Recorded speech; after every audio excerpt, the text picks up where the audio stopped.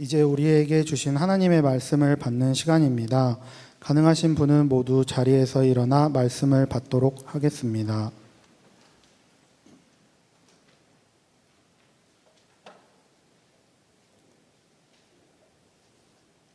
오늘 본문은 요한복음 6장 5절에서 11절 말씀입니다. 말씀을 저와 여러분이 한 절씩 교독하고 끝절은 합독하겠습니다. 예수께서 눈을 들어 큰 무리가 자기에게로 오는 것을 보시고 빌립에게 이르시되 우리가 어디서 떡을 사서 이 사람들을 먹이겠느냐 하시니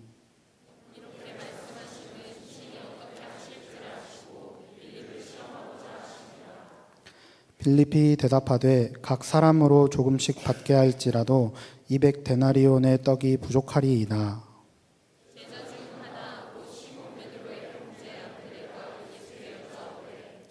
여기 한 아이가 있어 보리떡 5개와 물고기 2마리를 가지고 있나이다. 그러나 그것이 이 많은 사람에게 얼마나 되겠사옵나이까.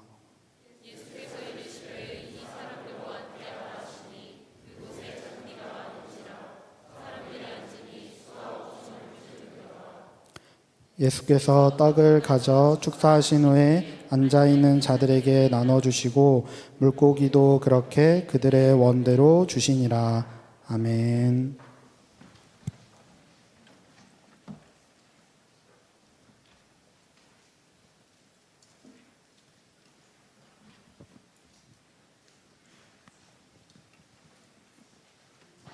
함께 고백하겠습니다. 예수님 사랑합니다. 나에게 말씀하시옵소서. 예수님의 말씀을 마음에 품으시기를 바랍니다. 지난 시간 설교 잠깐 요약하자면 물이 그냥 고여 있으면 아무 능력이 없어요. 천사가 내려와서 그 물을 요동하게 할 때 사람을 치유하는 기적이 됐고 하늘의 역사가 됐고 생명의 능력이 됐습니다. 그런데 그것 또한 예표에 불과했어요. 진짜 생명수는 그 움직이는 물, 요동하는 물이 아니라 진짜 생명수 되신 예수님을 만났을 때 하나님의 모든 말씀이 내 안에 살아 역사하고 나를 변화시키시고 나를 고치시는 능력이 임하는 줄로 믿습니다. 천사가 내려와서 요동하는 물에 들어갔을 때 병자가 낫는 것처럼 예수 안에 들어가십시오. 예수 안에 들어가세요. 그때 하나님의 모든 말씀이 나에게 예스, 아멘 말씀대로 이루어집니다. 생명이 될 줄로 믿습니다. 오늘 본문 말씀 우리 함께 볼게요. 11절 말씀을 같이 합독하도록 하겠습니다.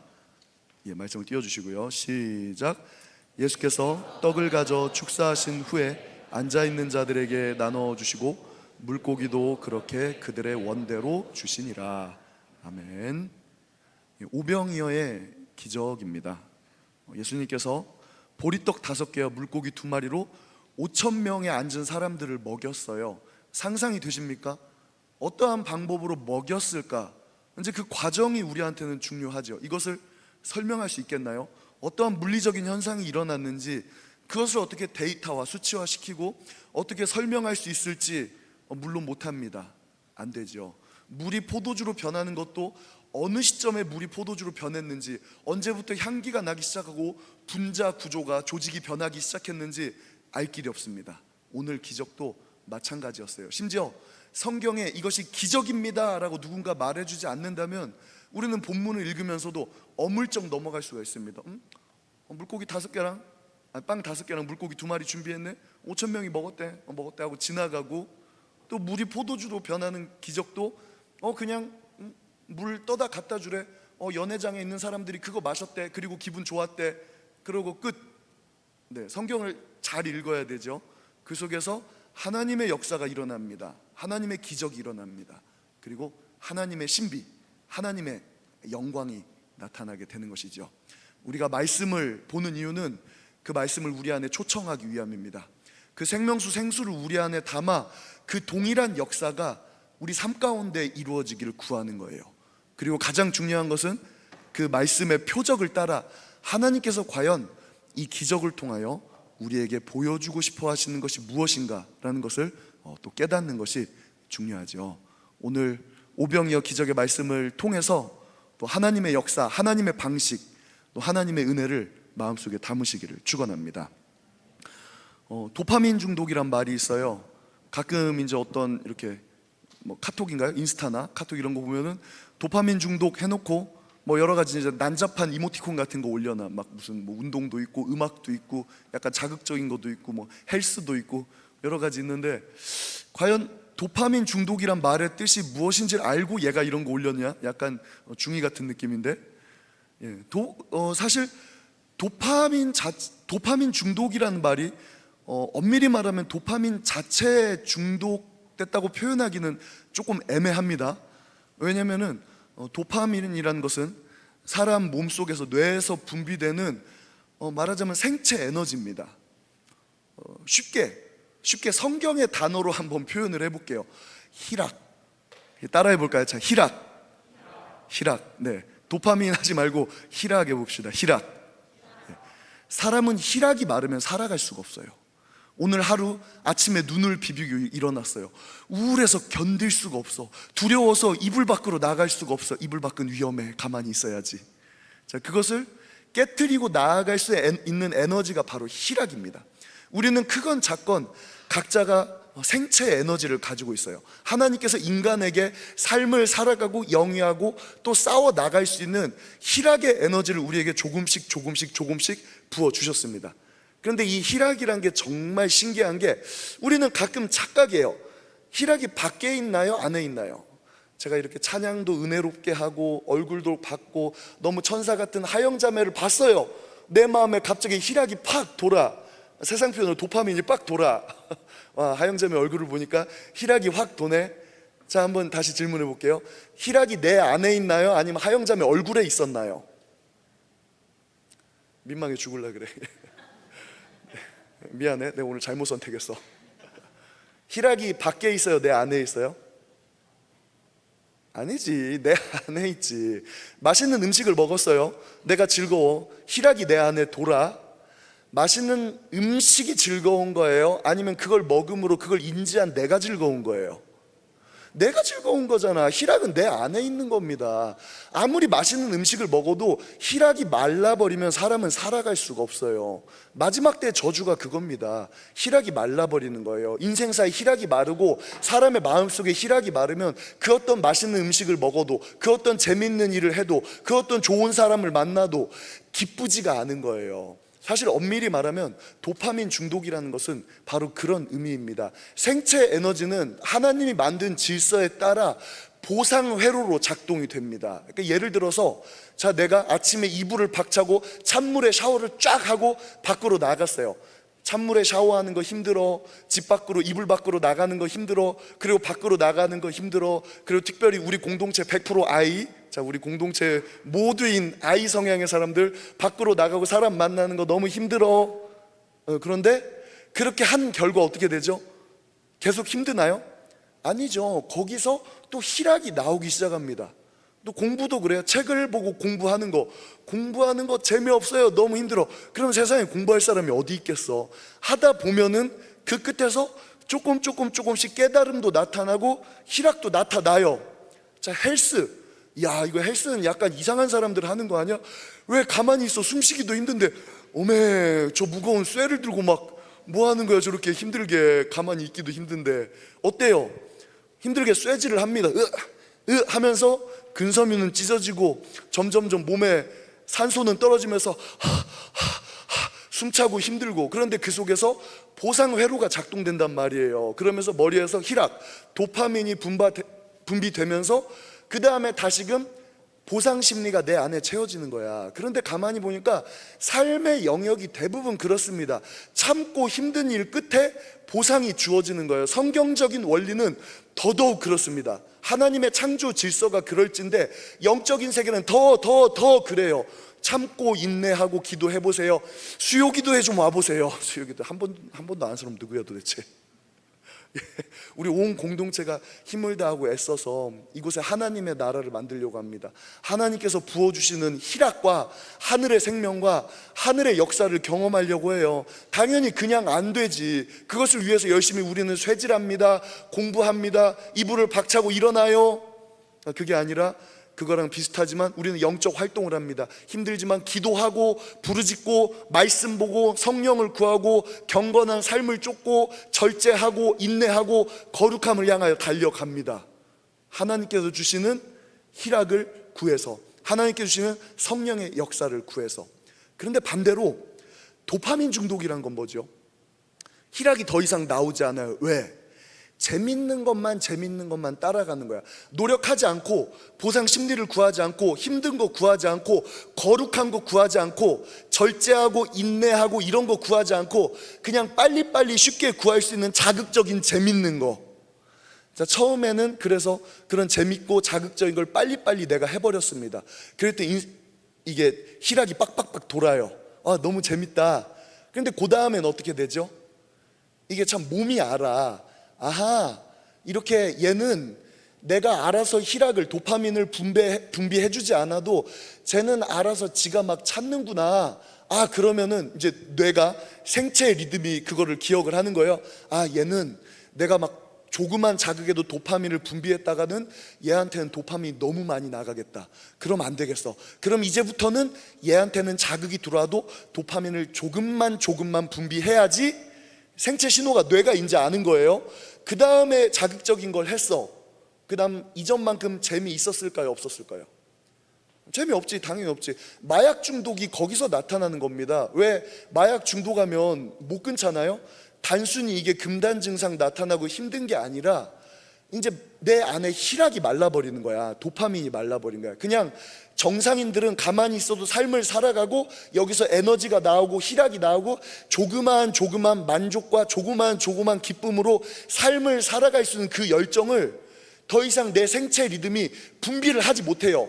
내 몸이 고장나버린 상태가 되는 거야. 내 정서가 고장나버린 상태가 되는 겁니다. 그래서 더 이상 마약이란 더 자극적인 것을 내 안에 자꾸 넣어주지 않으면 더 이상 내 몸은 도파민을 분비하지 않아. 희락을 분비하지 않아. 그 결과 사람이 어떻게 되는 줄 알아요?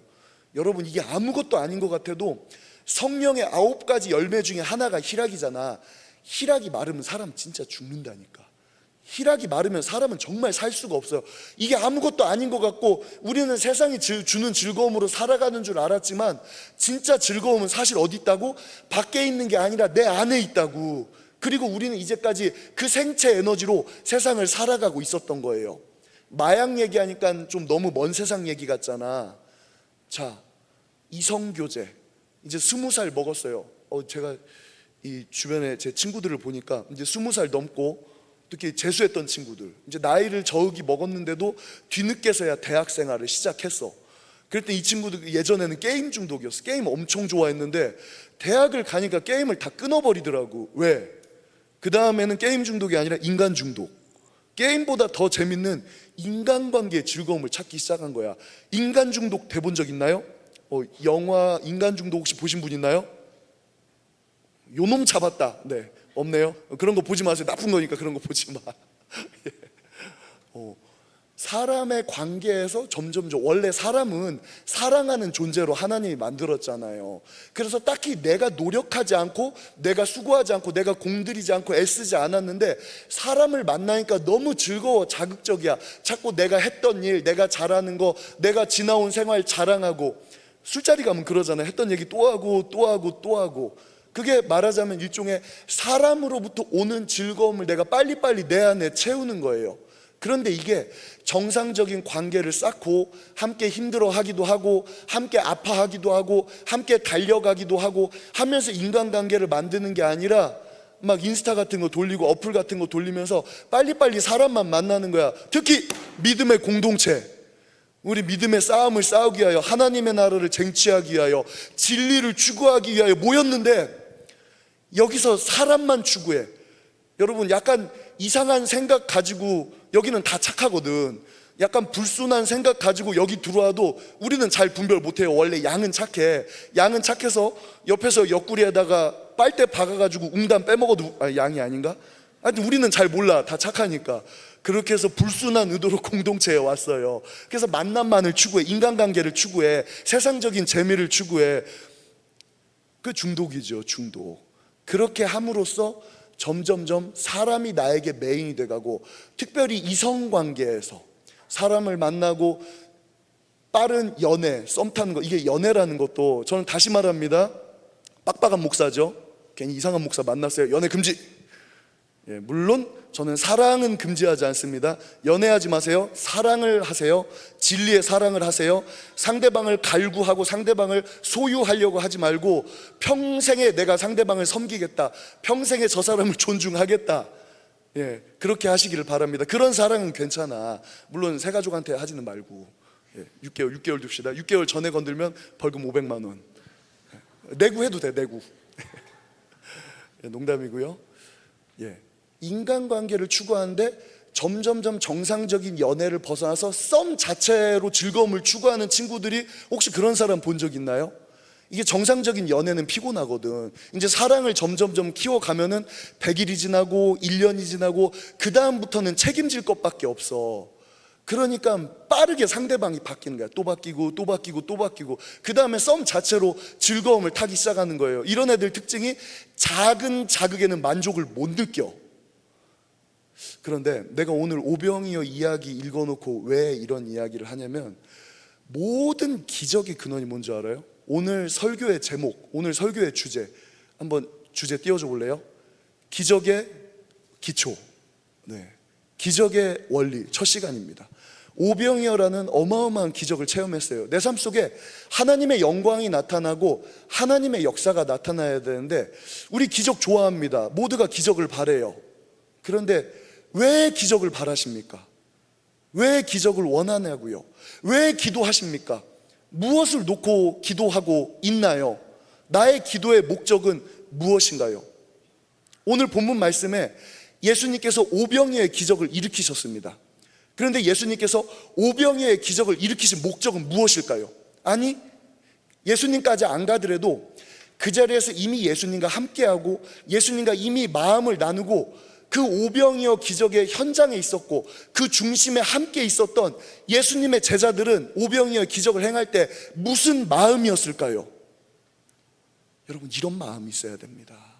일상의 자극과 세상의 자극과 세상의 재밌는 걸 나를 빨리빨리 채우기 시작하면 우리는 놓쳐요. 제가 늘 설교할 때 말하는 거, 저 높은 곳을 향하여. 그런데 하나님 나라의 높은 것이 아니라 세상의 높은 것을 자꾸만 바라보고 세상의 재밌는 것을 바라보고 세상의 가치를 자꾸만 바라보면은 우리는 놓치게 됩니다. 낮은 곳을 바라봐요. 놓치게 돼요. 겸손한 것을 놓치게 돼요. 눈물 흘리고 애통하고 한숨 쉬고 아파하고 작은 자가 되고 낮은 자가 되고 연약한 자가 되는 그런 것을 우리는 놓치게 됩니다. 하나님의 기적은 언제나 동기가 바로 서야 돼요. 예수님이 기적을 하고 싶었던 이유가 무엇일까요? 예수님의 제자들이 예수님 지금 떡 5개랑 물고기 2마리밖에 없는데 어떡하죠? 이거 진짜 기적이 필요하겠는데요? 왜? 우리 모두가 한 가지 기적을 꿈꾸고 있습니다. 우리 수요일 날마다 모여서 영성 훈련합니다. 그런데 여러분들에게 제가 다른 기적 구하라고, 우리 하나님 그렇게 풍성한 분이고 그렇게 성령의 놀라운 다양한 세계와 영적인 많은 은사들이 있고, 목사님 솔직히 알잖아요. 목사님 솔직히 신비한 은사 많이 있는 거 다 알잖아요. 그거 우리에게 좀 가르쳐 주지 왜 하나도 안 가르쳐 주세요? 이런 말 하는 사람 한 명도 없었어. 예. 그런데 여러분들에게 계속해서 제가 하나의 기도 제목을 던집니다. 낮은 곳을 바라보세요. 연약한 곳을 바라보세요. 형제의 아픔을 바라보고 눈물을 흘리세요. 왜 형제와 함께 애통하지 않습니까? 그녀의 아픔을 100분의 1만큼씩만 나눠 가집시다. 왜? 모든 기적의 근원에는 바로 하나님의 마음이 있기 때문에 그렇습니다. 이 배고픈 자들을 어떻게 먹일까? 이 가난한 자들을 어떻게 먹일까? 이 아픈 자들을 어떻게 치료할까?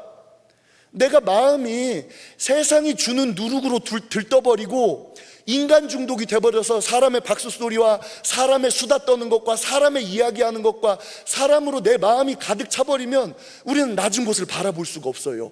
그런 사람은 하나님의 나라 구할 수도 없어요. 기도할 수도 없어요. 차분히 앉아서 기도가 안 됩니다.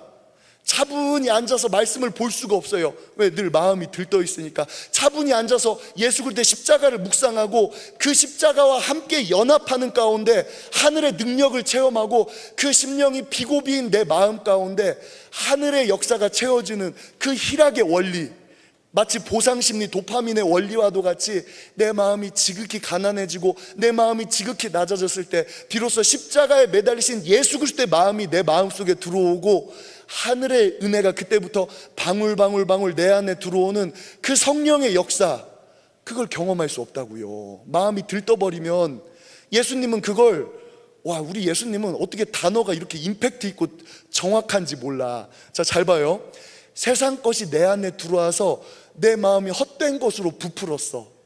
내 마음이 너무 부풀어버리고 들떠서 작은 것에 감동되지 않아. 작은 것에 사랑할 수 없어요. 작은 것에 인내할 수 없어. 우리 삶 속에 주어지는 소소한 기쁨과 생명의 만족과 생명의 즐거움, 그리고 혹시 우리 공동체는 없는 줄로 믿습니다. 연애 중독된 사람 있나요? 성 중독이 된 사람이 있나요? 아니면 성 도착증이 있는 사람이 있나요? 작은 것에 만족하시기를 바랍니다. 하나님께서 세워주시는 가정의 아름다움, 생명의 아름다움, 이러한 것을 느끼지 못하는 상태가 된다면, 진짜 그렇잖아요. 내가 연애하는 내 상대방이 가정의 기쁨을 몰라, 자녀 출산의 기쁨을 몰라, 어린아이의 생명을 잉태하고 함께 미래를 걸어가는 그러한 기쁨을 모르는 사람이라면 그 관계는 빨리 끝내버리시기를 바랍니다. 아니, 농담 아니에요. 이건 농담 아니에요. 그러한 부푼 마음을 예수님 한 단어로 표현합니다. 이야, 기가 막혀요. 혹시 맞추는 사람 있으면은 10점 줄게요. 네, 내가 줄 게 없어서. 뭐냐면 누룩입니다. 누룩. 예수님 제자들에게 경고하는 거예요. 바리새인의 누룩을 조심해라. 신앙생활 하면서도 사람이 좋고 사람의 재밌고 사람의 만족을 얻기 원하고 사람을 소유하기 원하고 사람을 바라보고 사람 육체 육신 전혀 영적으로 갈 수 없는 상태, 그걸 예수님을 누룩이라고 표현했어요. 정확하죠. 누룩은 조금만 빵에다 집어넣으면, 베이킹 파우더는 조금만 빵에다 집어넣어 버리면 그 빵의 속성이 전부 다 바뀌어 버립니다. 전부 다 뻥튀기가 돼 버려요. 부풀어져요. 이전에 딱딱했던 밀가루의 속성은 다 없어져 버리고 얘가 엉기벙기 전부 다 완전히 이상한 존재가 돼 버립니다. 혹시 내 마음에 누룩이 들어와서 더 이상 작은 것에 만족할 수 없고 하나님께 주신 창조 질서와 가정의 즐거움과 소소한 사랑의 만족과 생명의 기쁨을 느끼지 못하는 사람이 있다면, 저는 단순히 여러분들을 정죄하기 위해 이 자리에 서 있는 게 아닙니다. 여러분들을 비난하고 그 죄를 비난하고 여러분들을 막 파괴하기 위해 이 자리에 서 있는 게 아니에요. 싸우시기를 축원합니다. 그러한 중독과 싸우시기를 축원합니다. 소소한 만족으로, 소소한 것으로, 원래 도착증 중독되거나 이런 성 중독되거나 심지어 동성애자들도 그런 심리 상담을 하면서 고칠 때는 그렇게 합니다. 점점점 낮은 단계의 중독으로 바꾸는 거예요. 혹시 여러분 중에 중독이 있습니까? 알코올 중독입니까? 아니면 흡연에 중독돼 있습니까? 우리 공동체에서는 아무도 정죄하지 않습니다. 비난하지 않아요. 그러나 싸우세요. 싸우기를 멈춘다면 그것은 죽은 생명입니다. 그러나 발버둥 치세요. 몸부림 치세요. 그것을 이겨내기 위해서 당장에 못 끊는다고 하더라도 아무도 비난할 사람 없습니다. 그러나 그것과 싸우시기를 축원합니다. 어제보다 오늘 조금 줄었어요. 오늘보다 내일 조금 더 줄일 거예요. 훌륭합니다. 좋아요. 그게 성령의 인도하심을 받는 거라고요. 그렇게 한 걸음 싸워가는 겁니다. 그렇게 하면서 우리는 하나님의 기적을 꿈꾸는 거예요. 지금 당장 바뀌지 못할지라도 그렇게 인내하면서 또 눈물 흘리면서, 여러분 기도할 때 하루아침에 바뀌는 거 아니에요. 기도한다고 어느 날 막 성령의 강력한 은사가 임해서 내 인격이 바뀌지는 않아요. 이게 은사랑 인격은 별개야.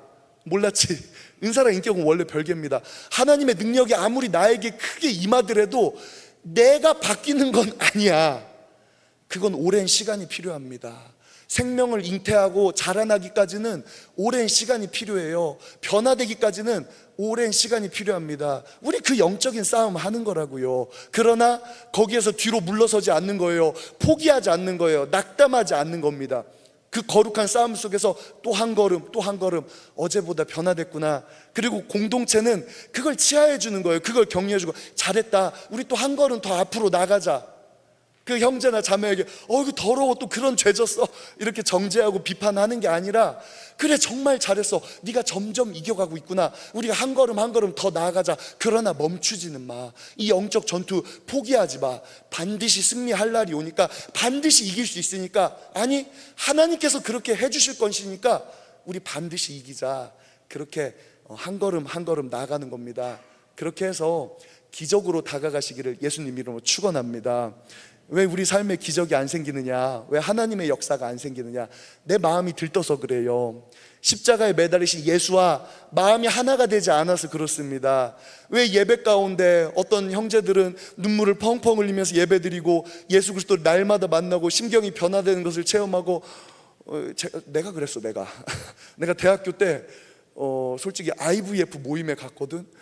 막 사경회만 하면은 이렇게 설교는 막 치고 하고, 도대체 무슨 소리 하는 거야, 시간은 왜 이렇게 길어. 아니 그런데 우리 자매님들은 날마다 오늘 간사님 말씀 너무 좋았어, 말씀 너무 은혜 받았어. 왜 나는 거기에 주인공이 못 되고 지들끼리 재밌냐고. 마음이 교만하니까 그렇지, 세상 가운데 들떠서 누룩이 가득하니까 그렇지, 맨날 총 쏘고 사람 죽이는 것 많으니까 그렇지. 예, 그래요. 우리 다 연약한 존재입니다. 그거 잡아가면서 하나님의 뜻 앞에 나를 낮추고, 그래서 누룩과 반대는 십자가입니다. 십자가. 우리는 오늘 또 십자가 앞으로 나아갑니다. 우리는 오늘 또 거룩함 앞으로 나아갑니다. 우리는 오늘 또 영적 전투 앞으로 나아갑니다. 성령의 임재 앞으로 나아가면서 그렇게 한 걸음 한 걸음 우리는 변화를 추구해 가는 것이지요. 그때 그리고 마침내 기적의 포문이 열리기 시작합니다. 이 사람들 어떻게 먹이지? 어떻게 먹이지? 예수님에게 안드레가 물고기 2개랑 빵 5개를 가지고 오는 거예요. 근데 여기서 참 재밌는 게 두 제자가 있어요. 우리 영우 형제 같이 신실한 우리 안드레가 있었어요. 그리고 굉장히 똑똑한 빌립이 있었습니다. 예수님이 지금 이 두 제자를 테스트 하시는 거예요. 예수님은 어차피 예수님이 하실 건, 우리 예수님은 답정너잖아. 어차피 주님 하실 일을 하시잖아. 그러면서 물어보는 겁니다. 사람들이 많이 있네. 우리 이 사람들을 어떻게 먹일까? 역시 우리 똑똑한 빌립. 다 계산 끝났습니다. 예수님, 이 사람들에게 이만큼씩 돈 거두면 됩니다. 지금 이 사람들이 버스 타고 왔을 테니까 최소한 버스 잔액은 300원씩 가지고 있을 텐데, 그거 다 계산한 결과 500데나리온이 부족합니다. 우와, 빌립 진짜 똑똑해요. 근데 예수님이 그거 물어본 거 아니잖아. 옆에 있었던 우리 박영우가 대답을 합니다. 예수님, 제가 사람들한테 달라고 해서 조금 가져와 봤어요. 아마 옆에서 빌립이 안드레 무시했을 것 같아. 야, 지금 5만 명 먹여야 되는데 장난쳐? 떡 5개 왜 가지고 온 거야? 그거 가지고 지금 누구 코에다 붙이려고 나처럼 큰일을 하려면 이렇게 크게 계산할 줄 알아야지. 예수님이 원하시는 거 뭐였나요? 예수님은 전적인 의탁을 원하셨습니다. 그래, 빌립아, 그게 아니야. 넌 항상 계산이 너무 빨라서 문제야. 안드레처럼 이렇게 해야지. 물론 우리 착한 예수님은 그 자리에서 그렇게 비교하진 않았어요. 나중에 지들끼리 깨달았겠지. 우리 예수님은 너무 따뜻하기 때문에 현장에서 면박 주지 않으셨지만, 그래 빌립이 물고기 5개와 나 자꾸 왜 그래, 빵 5개야 물고기 2마리 가져왔잖아요. 자, 여기도 큰 의미가 있습니다. 기적의 두 번째, 첫 번째는 하나님과 마음을 맞춰라. 두 번째는 가지고 와라. 주님께 가지고 와라. 이게 모든 기적의 시작입니다. 절대로 빈 제단에는 불이 붙지 않습니다. 내 것을 내려놓기 전까지는 하나님 절대 역사하지 않아요. 마트에서 아이가, 그래 우리 여러분들 익숙한 은총이라고 합시다. 은총이가 이제 한 3살 먹었다고 해봐요. 막 여기저기 뛰어다니면서 풍선껌이랑 요구르트랑 뭐 잔뜩 집어왔어. 그리고 막 3살 배기 애기, 미운 3살, 미운 5살이라고 합시다. 미운 5살.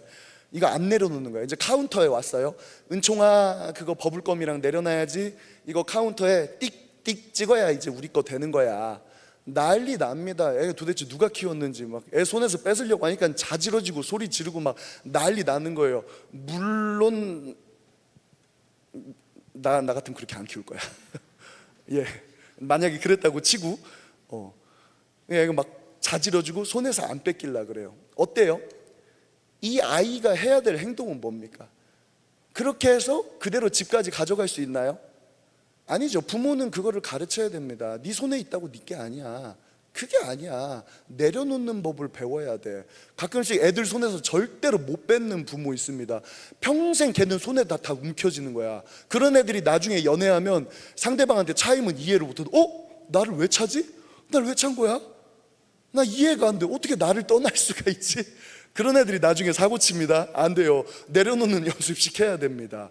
그래서 내려놓고 뺏어서 카운터에 가져가서 찍었을 때 엄마한테 맡겨야 되는구나. 완전히 엄마한테 맡겼을 때 카운터에 가져가서 엄마가 뭐 하는지 몰라. 애기들은 그런 메커니즘 잘 모릅니다. 그렇지만 그렇게 했을 때 그게 진짜 자기 거 되는 거야. 마찬가지입니다. 우리가 육신의 거, 세상의 거, 내 두 손 가득 움켜쥐고 내가 붙잡으려고 했을 때 그거 절대 내 거 되지 않잖아요. 거기서 도파민 나오지 않잖아. 거기서 희락 나오지 않잖아. 그래서 하나님께 중요한 건 그거예요. 너 나 신뢰하니? 너 나 믿니? 하나님께서 우리에게 물어보시는 거예요. 너 진짜 행복의 근원이 나라는 거 믿어? 너 진짜 네 삶의 필요를 내가 다 채워준다는 거 믿어? 그러면 그거 내려놓을 수 있겠니? 그런데 진짜 보세요. 성경의 모든 역사를 보세요. 물질을 내려놓는 사람에게 물질의 축복이 갑니다. 관계의 끈을 내려놓을 수 있는 사람에게 하나님 관계의 축복을 주시는 거예요. 시간을 내려놓을 수 있는 사람에게 하나님께서 시간의 복, 영생의 복을 주십니다.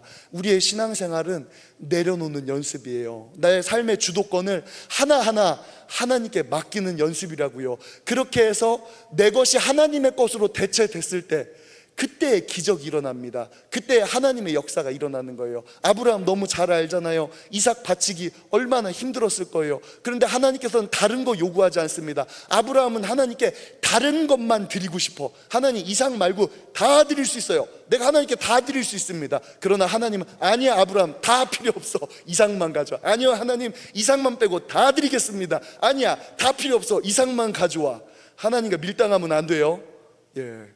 그렇게 해서 아브라함이 이삭을 내려놓았을 때 아브라함의 축복은 현실이 됐습니다. 그 전까지 아무리 하나님께서 아브라함아 내가 너를 복되고 복되게 하며 번성케 하고 번성케 하리라 내 씨가 대적의 성문을 취하리라 아무리 하나님께서 역사하셨어도 비로소 아브라함이 하나님 앞에 그 마지막 자락을 내려놓았을 때 포기했을 때 손을 움켜쥔 손을 놓기가 너무 힘들어요. 하나님 이 자존심 못 내려놓겠어요. 하나님 저 알잖아요. 저 어릴 때부터 우리 아버지 너무 무서워서 이것만큼은 안 된다고요. 하나님 이거는 제 방어 기제예요. 제발 그거 놓으라고 하지 마세요. 아니야 마지막 손가락만 펴. 그것만 내려놓으면 돼. 그것만 내려놓으면 돼. 안 죽어. 제발 내려놔. 아니야 하나님 나 죽어요. 이거 놓으면 나 죽어요.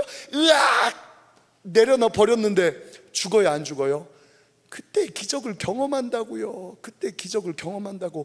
홍해 앞에 가서 들어갈 때 바다가 쪼개지는 것을 경험하고 요단강가에 서서 요단강에 찰박찰박 발을 담갔을 때 홍해가 갈라지는 것을 경험하고 그리고 좀 무거운 얘기입니다. 이 북한에서 도로를 개발하다가 그만 한쪽이 무너졌어요. 웬 동굴이 있네? 가보니까 세상에 지하교회 성도들이 있는 거예요. 그 자리에서 다 발각이 돼버렸습니다. 그 지하교회 성도들을 잡아놓고 북한에서 한 명 한 명 처형하기 시작합니다. 기독교인의 처형은 북한의 모든 처형 중에 가장 잔혹하잖아요. 왜냐하면 북한의 경계대상 1호는 저기 사회주의의 경계대상 1호는 기독교니까. 그렇게 해서 한 사람 한 사람 머리에다 총을 쏴서 죽이고 마지막으로 목사님이 잡혀왔습니다. 이 반동분자 목사는 어떻게 죽여야 될까? 이 나쁜 사람들이 방금 전까지 도로 공사했잖아요. 도로를 미는 롤러 알지요? 그걸 가지고 천천히 목사님의 발끝에서부터 누르기 시작하는 겁니다. 이거를 어느 탈북자가 이거를 전해줬는지 모르겠어요. 발끝에서부터 몸이 으스러지기 시작하자 목사님이 비명을 지르기 시작했답니다.